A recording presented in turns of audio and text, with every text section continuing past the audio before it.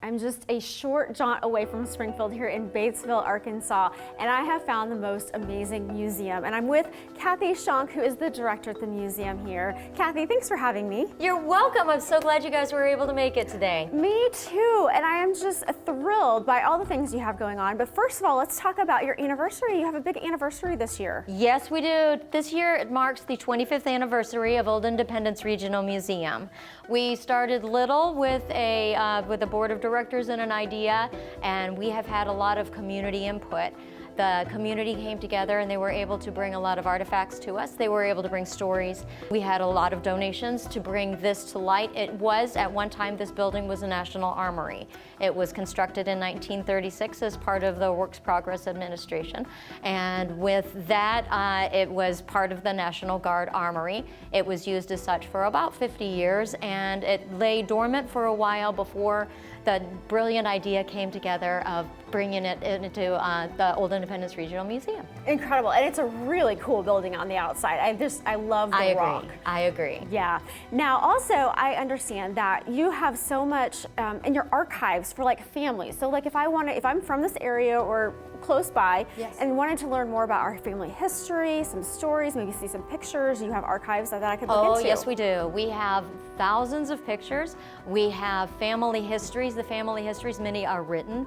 A lot of them are recorded. We have oral histories as well. We have curators who will go out and they're able to talk to the different families and ask them questions and bring together an understanding of what Independence County was like 200 years ago when it was founded. That's incredible, and what a unique way to preserve a lot of the history is by those family stories, right? Exactly.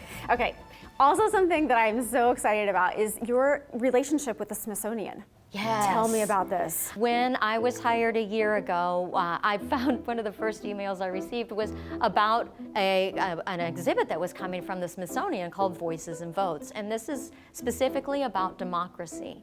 And I was in love with the idea that the Smithsonian would actually bring a museum quality curated exhibit out to the general public away from Washington, D.C. Yeah, so they do this for small museums, Yes, I guess. it's called Museum on Main Street. Okay. And we were able to bring the Voices and Votes exhibit to our area, scheduled to run through September 5th of this year, and then it's gone forever. Oh, But in its place, Yeah. we are going to have, I was able to gather a lot of support from our community and ideas from our local neighbors and the vendors that we have locally. We are set to begin a new Smithsonian exhibit, and it is one of only 6 in the United States that's going to be presented, and it is based on food, and we're calling it A Taste of Community. Okay, so how does this work exactly? Like, what are you getting from them if it's a local partnership? We are going to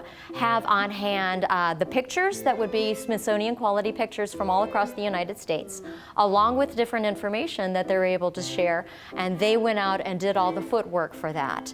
And they had 6 separate categories, and one of them is about home cooking. One is about cooking from a long time ago, for instance, with the Native Americans and how they cooked.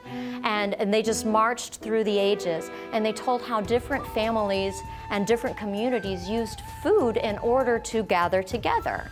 And the main concept of the food exhibit is to talk about how we all have different ideas of how food affects us, and we are affected by food. But in the end, everybody needs food, and food is something that binds us all together. Absolutely, it does connect us. Yes. And I know that, everything's regional, but when you bring it somewhere else, there's always a little bit of change and shift that might happen in the flavors, correct? Correct. So what we were able to do with the Smithsonian's exhibit is, for instance, one of the panels that they have talks specifically about cattle, for instance.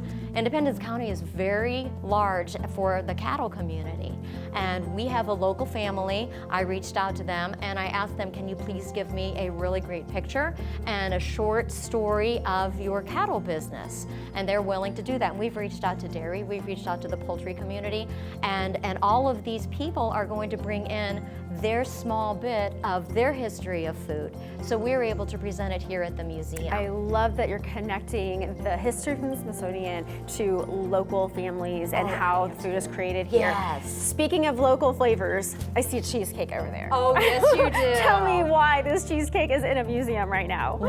This is going to be part of what we're going to do for our food exhibit. And I can cut this, right? Absolutely, yes. Stella's is one of our local eateries. They are renowned not only for their pizzas, but also for their cheesecake. This is her grandmother's recipe. She's very fond of it. So are our local patrons. And we wanted you to be able to sample this because part of our food exhibit is we are going to have local vendors come in and talk about their foods. And we wanted to be able to make sure that you were able to take part in this. I love that for lots of reasons. So tell me, what is different about this cheesecake than maybe somewhere else that I might try it? Everything is homemade. Stella's is known for not having a freezer.